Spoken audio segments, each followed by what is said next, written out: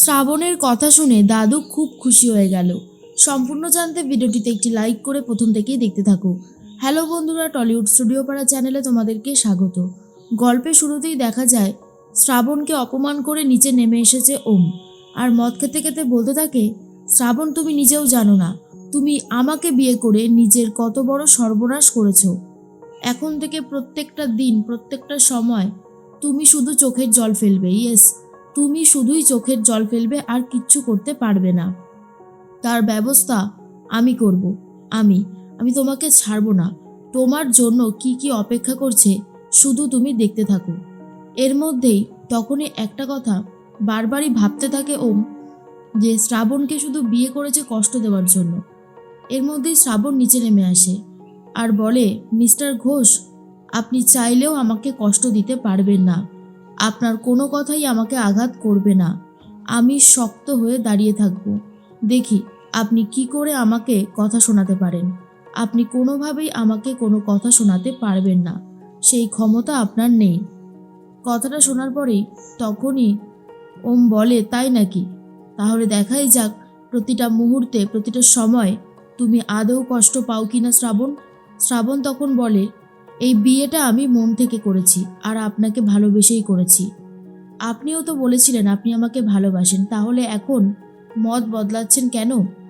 শ্রাবণের কথা শুনে হাসতে থাকে ওম আর বলে, আমি যাই করেছি না কেন সেটা আমার ব্যাপার, তার কোনো কৈফিয়ত আমি তোমাকে দেব না শ্রাবণ। আর একটা কথা কান খুলে শুনে রাখো, তুমি আমাকে কষ্ট দিয়েছো, তোমার জন্য আজকে ওল্ড ম্যান আমাকে চড় মেরেছে। আমি সেই সমস্ত কথা কখনো ভুলে যেতে পারবো না। তখন শ্রাবণ বলে, যারা আমাদেরকে ভালোবাসে তারা আমাদেরকে শাসনও করে। সেই শাসনটা যদি কেউ মেনে নিতে না পারে তাহলে সেটা বোকামো, যেমনটা আপনি হয়েছেন। আর সব থেকে বড় কথা, দাদু তো আপনাকে ভালোবাসে। আর এটা তো ঠিকই, আপনি দাদুকে ঠকিয়েছেন, সেটা যেভাবেই হোক না কেন। আমি শুধু সত্যিটা বলেছিলাম, আর সত্যিটা বলতে দম লাগে, যেটা আপনার কোনোদিনও নেই। তাই আমি সবটা বলে ক্লিয়ার করে দিয়েছি, যাতে কোনো কিছু শুরুটা আর কোনো মিথ্যে দিয়ে না হয়। ওম তখন বলে, চুপ করো, নিজে এখন ভালো সাজছে।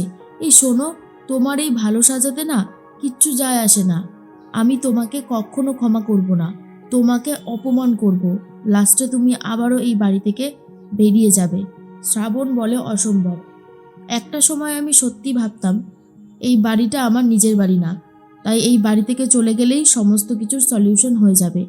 কিন্তু আজ তো আমি এই বাড়ির বউ, জেনুইন বউ, তাই আমি এই বাড়ি থেকে কোথাও নড়ব না। দাদু লুকিয়ে লুকিয়ে দাঁড়িয়ে দাঁড়িয়ে সমস্ত কথাগুলো শুনতে থাকে। ওপর থেকে মৃত্তিকাও সবটা শুনছে। তারপরেই শ্রাবণ বলে, এই ছন্নছাড়া বাড়িটাকে সুন্দরভাবে একটা বাড়িতে রূপান্তরিত করে দেব। তখন ওম প্রচণ্ড রেগে যায় আর বলে, তুমি নিজের বাড়ি সম্পর্কে কতটুকু জানো যে তুমি আমার বাড়িকে ছন্নছাড়ি বলছো? হুম, খবরদার বলছি শ্রাবণ, তুমি এমনটা করবে না। শ্রাবণ বলে, কেন করব না? যেই বাড়িতে বোন আর দাদাতে সবসময় মারপিট চলতে থাকে, যেই বাড়িতে মা আর ছেলের মধ্যে বিভেদ চলে, সেই বাড়িতে আর কি বা এক্সপেক্ট করা যায়, তাই না মিস্টার ঘোষ? ওম তখন বলে, কিসের মা? আমার কোনো মা নেই। শ্রাবণ বলে, সৎ মা। লাস্টে তো মাই আছে, তাই না? সেটা যেভাবেই হোক না কেন। আমি কথা দিচ্ছি মিস্টার ঘোষ, এই বাড়িতে আর কোনো বিভেদ থাকবে না। ভগ্নিপতি, আপনার বোন, আপনার সৎ মা, সবাই আপনারা মিলেমিশে থাকবেন, সেই কথা দিচ্ছে শ্রাবণ ঘোষ। ওম তখন বলে, তাই নাকি? সেই কথা তুমি কোনোদিনও রাখতে পারবে না শ্রাবণ। আমি তোমাকে বলছি, তুমি কখনো এই কাজটা করতে পারবে না। তার জন্য যা যা ব্যবস্থা করতে হয় সবটাই আমি করব। এর মধ্যেই দেখা যায় মৃত্তিকা তখন মনে মনে বলতে থাকে, ভালোই এরা এখানে গল্প জুড়ে দিয়েছে, জাস্ট বিরক্তিকর।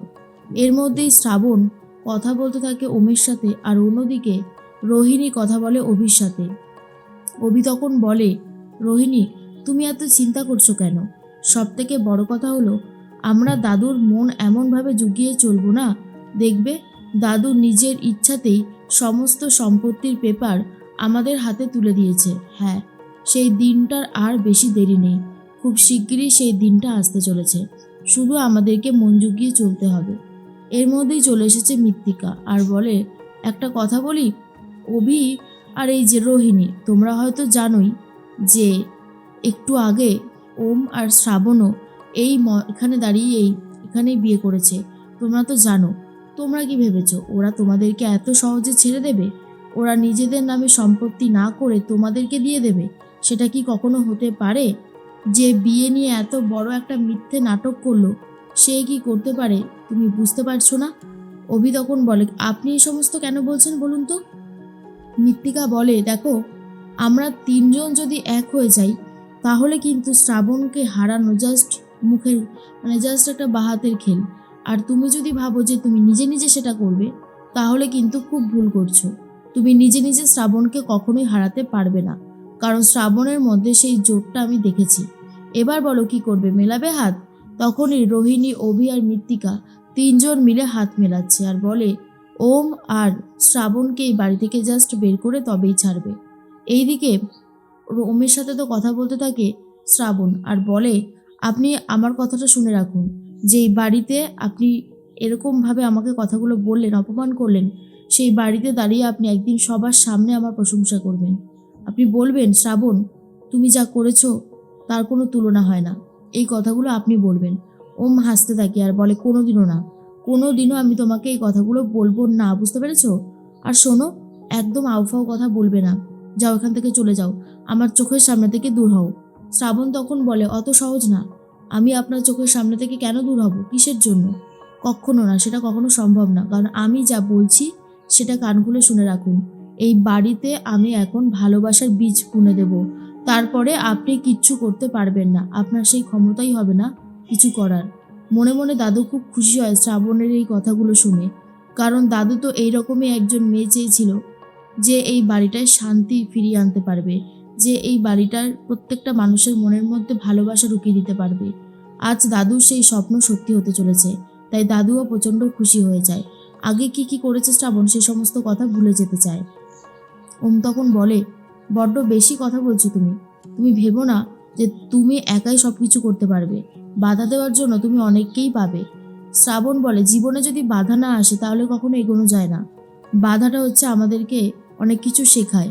আমরা নতুন করে আবারও ভাবতে শুরু করি, নতুন করে সব কিছু শুরু করি। তো আমার কাছে কোনোটাই ফেলে দেওয়ার জিনিস না। আপনি চ্যালেঞ্জ দিয়েছেন আমাকে, আর আমি সেই চ্যালেঞ্জ অ্যাকসেপ্ট করছি। বলে দিচ্ছি, এই ঘোষ বাড়ির প্রত্যেকটা মানুষকে ভালোবাসবে। লোভ, বিভেদ, ঝগড়া কিচ্ছু থাকবে না। এই কথাটা আপনি মিলিয়ে নেবেন।